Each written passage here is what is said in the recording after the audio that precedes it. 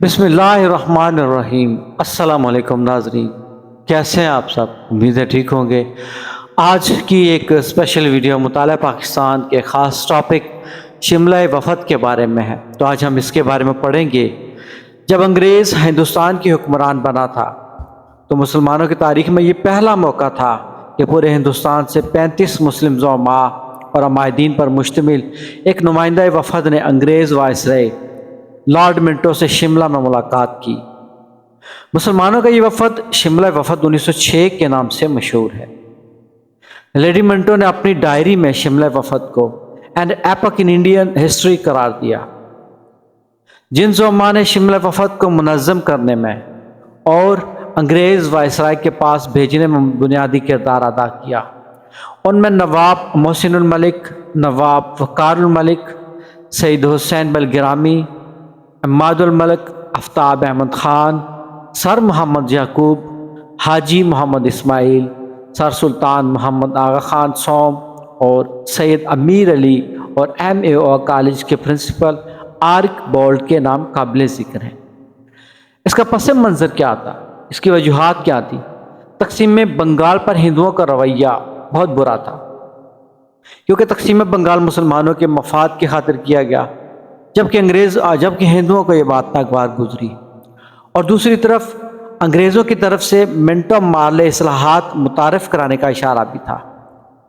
تقسیم بنگال 1905 کی ہندوؤں نے جس انداز اور شدت سے مخالفت کی اور انگریزی سرکار کے خلاف عدم تعاون کی تحریک شروع کر دی، تو اس نے جنوبی ایشیا کے مسلمانوں کو اس پر مجبور کر دیا کہ وہ اپنے پیدائشی، آئینی اور قانونی حقوق اور مفادات کو تحفظ دلانے کے لیے کوئی ٹھوس لاہ عمل اختیار کرے۔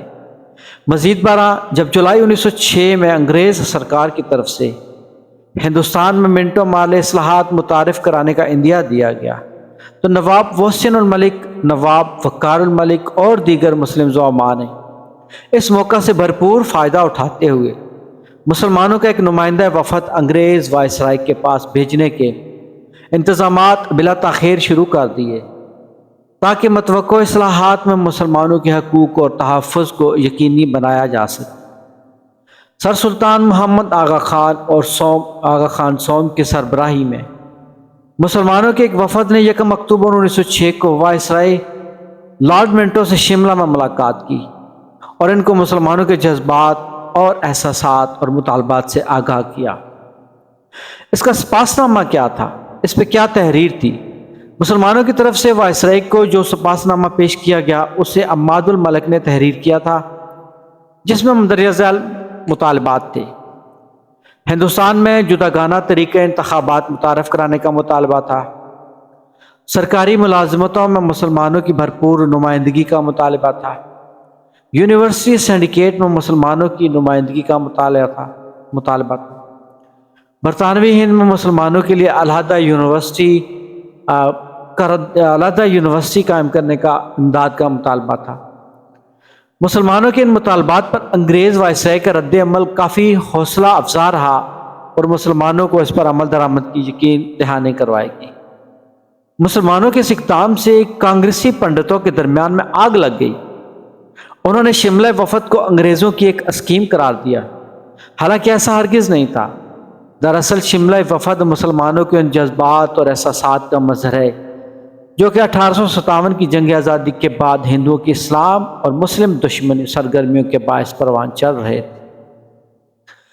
شملہ میں قیام کے دوران وفد میں شامل اراکین نے آپس میں گفتگو کے دوران بطور خاص اس موضوع پر اپنے خیالات کا برجستہ اظہار کیا کہ وقت آن پہنچا ہے کہ جنوبی ایشیا کے مسلمانوں کے لیے ایک علیحدہ سیاسی اور نمائندہ جماعت کا قیام عمل میں لایا جائے۔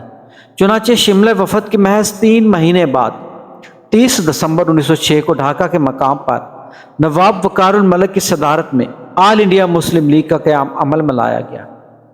آل انڈیا مسلم لیگ کا پہلا صدر سر آغا خان سوم تھے۔ ناظرین، یہ تھی آج کی ویڈیو، امید ہے آپ کو اس کی سمجھ آئی ہوگی۔ انشاءاللہ ملتے ہیں کسی نئی ویڈیو کے ساتھ، تب تک کے لیے اجازت دیں۔ اللہ حافظ۔